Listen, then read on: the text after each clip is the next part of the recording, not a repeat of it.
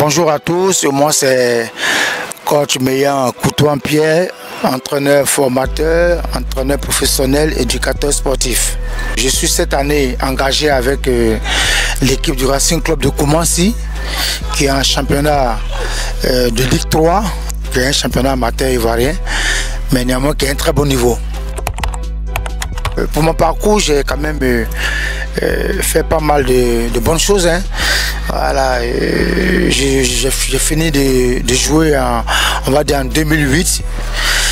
2009, je suis entré au pays et j'ai commencé à entraîner d'abord par la formation depuis 2010 avant de m'engager avec les différents clubs ivoiriens qui m'ont permis de m'exprimer en division d'honneur, en district, en D3, où j'ai été plusieurs fois champion de Côte d'Ivoire, en Ligue 2, où j'ai quand même terminé un rang honorable avec Issa Ouazi l'année passée, et cette année en D3. Et donc j'ai aussi entraîné, j'ai été le premier entraîneur de l'Issa Sandra, avec qui j'ai fait des remarquables montées. J'ai fait des montées avec le Mans FC, avec aussi la Zivo.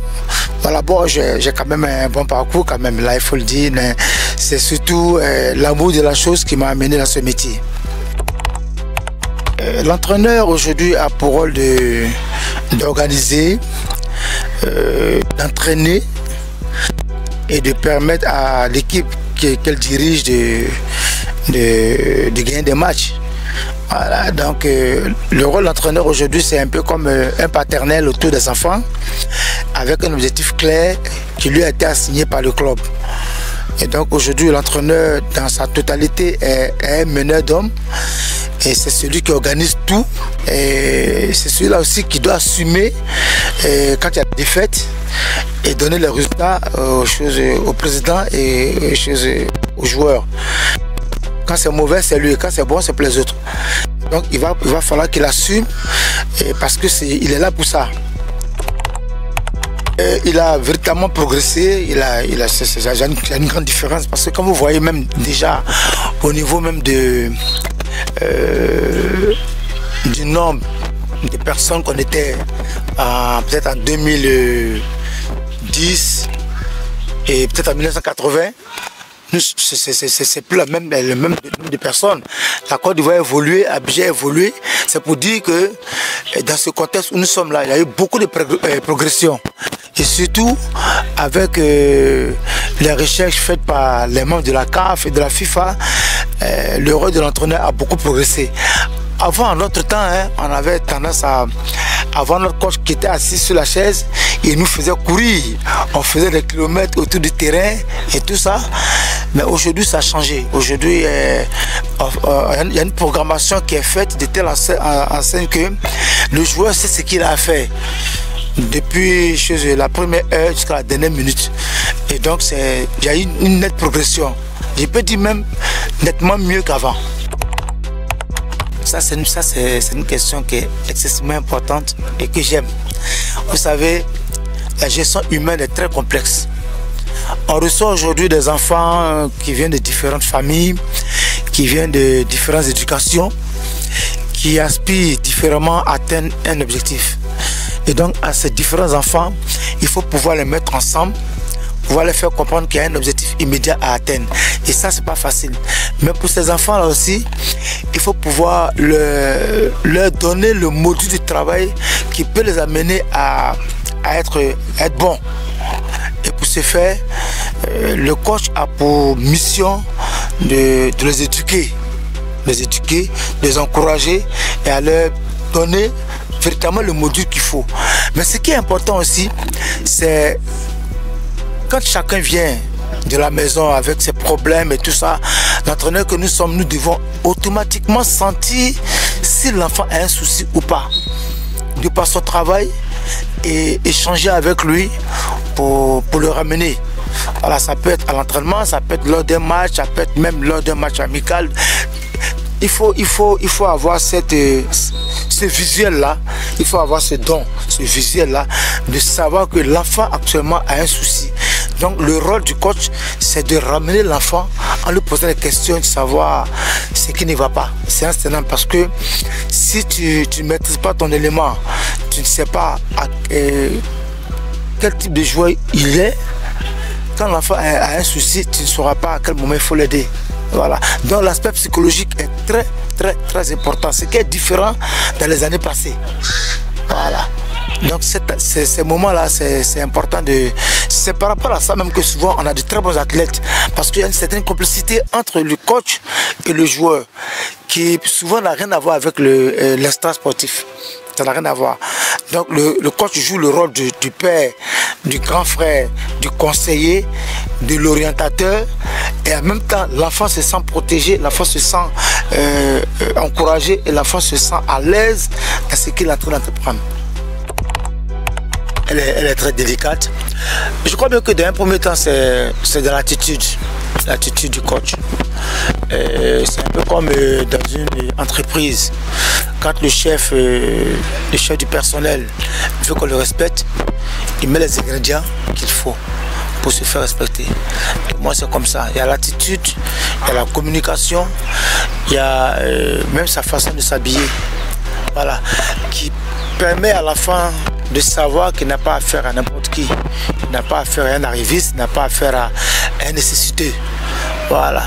Et moi j'insiste là-dessus parce que nous sommes un peu le reflet de leur avenir et l'enfant se copie en nous. Et donc quand un entraîneur n'est pas propre, un entraîneur n'a pas la communication, un entraîneur n'a pas la facilité de s'adapter à son entourage, ça devient dangereux pour le joueur lui-même. Et donc pour moi c'est un élément très important qui permet à l'enfant de s'épanouir et de donner tout ce qui est en lui, de bon surtout sportivement. C'est l'ego. Chez moi c'est l'ego. Comme j'ai dit, nous venons de différents quartiers, familles, choses, éducation, tout et tout. Les entraîneurs qui, quand ils sont devant des enfants, ils se prennent pour des dieux. Pour eux, tout doit tourner autour d'eux. C'est eux qui sont décisionnaires, c'est eux qui... Un peu comme des dictateurs. Or, de nos jours, on n'en a pas besoin. L'enfant a besoin de comprendre, d'écouter et de savoir où est-ce qu'il part avec toi. Et donc, on n'a pas besoin d'avoir un entraîneur égocentrique, un entraîneur qui passe son temps à crier sur les enfants sans pour autant leur expliquer réellement le fond de ce qu'ils cherchent. Un entraîneur qui s'habille mal, tout ce que nous recherchons, c'est pas d'être mieux que d'autres entraîneurs, mais c'est d'apporter sa pierre efficacement, apporter sa pierre positivement à la chose sportive dans laquelle nous aimons tous et que nous voulons véritablement qu'elle avance. Ouais, bon, à un moment donné, ça peut manquer. À un moment donné, ça peut manquer parce que avoir été joueur et être entraîneur, c'est deux choses carrément différentes. Voilà, avoir été joueur, on t'écrit dessus, on te balance ici, on te balance là, on te donne des ordres, tout et tout. Mais être entraîneur, c'est différent parce que là, tu donnes des ordres. Tu donnes des ordres, tu donnes tes points de vue, tu donnes ta vision. Mais moi, je crois bien que moi, souvent, j'ai joué à mes enfants. Hein. Voilà, même si c'est 5-10 minutes, après, tu as tout le corps qui te fait mal à la maison. Maintenant, tu as pris plaisir quand même à leur démontrer que tu es passé aussi par là. Voilà. Mais c'est aussi pour ça que souvent, il y a les entraînements de Maracana de notre âge, avec les amis avec qui on a joué, voilà, les petits tournois de Maracana, tout et tout. Et même avec, sans publicité aucune, avec l'association des anciens footballeurs de Yopougon. Voilà, donc je suis pas encore membre, mais je fais partie avec les grands frères Bolou. Voilà, donc de temps en temps, on essaie de courir, garder un peu la santé, mais ce n'est plus la même vitesse qu'on avait avant. Voilà, mais n'empêche que Dieu merci, on est encore dans le même milieu, on n'est pas sorti. Voilà, donc ça fait toujours plaisir de taper au ballon de temps en temps, même si c'est 5 minutes. Franchement, il faut qu'il aime les enfants. Alors, il faut qu'il ait beaucoup d'amour à donner aux enfants, que ce soit dans la formation ou dans le club. il faut qu'il ait beaucoup d'amour à donner avant de venir dans ce métier. Parce que quand tu n'aimes pas un enfant, ça ne vaut pas la peine d'embrasser cette carrière-là. Parce qu'on ne vient pas forcément dans cette carrière pour se faire des millions. Même si on aspire à avoir un bon contrat un jour, mais la base même, le fondement même de tout sport, c'est aimer les enfants. Voilà. Et le conseil que je leur donne, au-delà du fait qu'il faut aimer les enfants, il faut pouvoir transmettre ton message. Parce que c'est à travers ton message, comme un professeur d'EPS, un professeur d'anglais, de français, c'est à travers ce message-là que cet enfant s'identifie à toi, fait des progrès et te donne les résultats que tu veux. Et pour les jeunes entraîneurs qui aspirent, il ne faudrait pas qu'ils viennent parce que se disent que bon, il y a des agents des joueurs qui viennent prendre leurs joueurs, il y a des agents qui viennent vers eux, ils vont aujourd'hui ou demain porter des cravates, te faire voir. C'est pas ça l'important. L'important, c'est qu'est-ce que tu fais pendant que tu es formateur. Quel est le produit brut qu'on t'envoie, que tu transformes en produit chez eux meilleur? Qu'est-ce que tu fais quand tu es dans un club? Quel est le résultat que tu donnes dans ce club? Et quelle est ta part de responsabilité que tu prends? Et qu'est-ce que tu laisses à ce club-là quand tu pars? Donc, il doit s'armer de courage. Parce que c'est pas évident. On a beaucoup de dirigeants qui nous foutent la merde, mais on fait avec. Il y a des joueurs qui nous foutent la merde, dont on est obligé de gérer. Il y a plein de paramètres qui rentrent en ligne de compte. Et donc, il faut se dire que c'est un peu comme dans la vie active. Tu nais, tu trouves des difficultés, il faut les assumer. Mais les assumer de façon positive. N'attends pas que quand c'est bon, tu es là, mais quand c'est pas bon, tu fuis. Non, il faut s'armer de courage. Il faut écouter tous ceux qui sont autour de toi, tout ton staff. Chacun a son expérience, chacun a son vécu, chacun a son mot à dire. Et tu prends dans ces différentes indications-là, c'est tout. Bon, je peux dire que c'est différents conseils pour rajouter sur ce que toi tu as pour pouvoir sortir quelque chose de meilleur. Il faut qu'ils soient aussi humbles. Il faut qu'ils acceptent de travailler. Et quand souvent le dirigeant n'a pas ce qu'il veut, il faut qu'il s'adapte.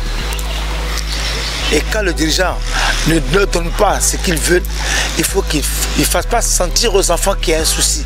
Il faut qu'il soit corps avec les enfants et qu'il envoie les enfants à comprendre que c'est dans la difficulté qu'on réussit à atteindre des objectifs. Voilà, voici un peu le conseil que je leur donne. S'ils viennent dans la formation, ils viennent dans le coaching professionnel sans amour, c'est pas la peine. Qu'ils aillent faire autre chose. Waouh! C'est de vivre sa vie pleinement, de donner le meilleur de soi à tous ceux qui viennent vers toi et de ne rien attendre en retour, de laisser Dieu seul te donner ce qu'il a prévu pour toi.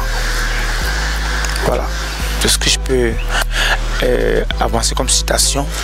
Il y en a plein, il y en a plein, il y en a plein, mais je crois bien que pour juste ça, il faut qu'on comprenne que dans la vie où nous sommes, on ne sait pas où le bonheur peut arriver, on ne sait pas où le malheur peut arriver, mais il faut vivre pleinement sa vie en donnant beaucoup d'amour autour de soi.